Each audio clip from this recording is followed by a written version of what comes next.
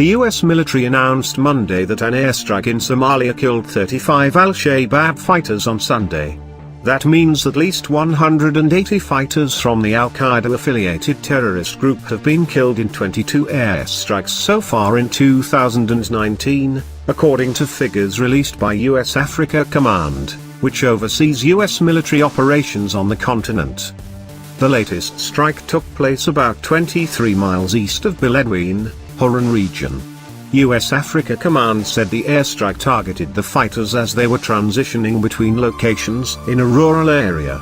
We continue to support our Somali partners, especially when their operations provide us opportunities to take the fight to al-Shabaab as an element of our partnered strategy, said Marine Corps Major General Greg Olson, US Africa Command Director of Operations, in a statement. In the case of this strike, we interrupted an al-Shabaab attempt to mass their forces.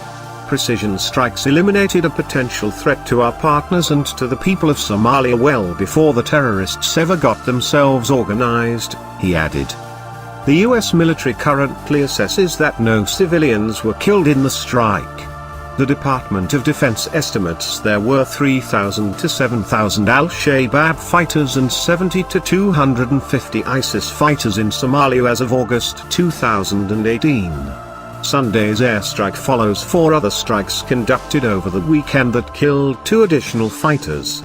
There has been a significant increase in airstrikes in Somalia by the US since President Donald Trump authorized the US military to carry out precision strikes targeting al-Shabaab in March 2017 in an effort to bolster the Somali government.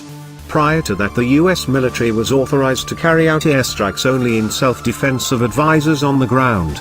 In 2018, the US conducted 47 precision airstrikes against al-Shabaab militants.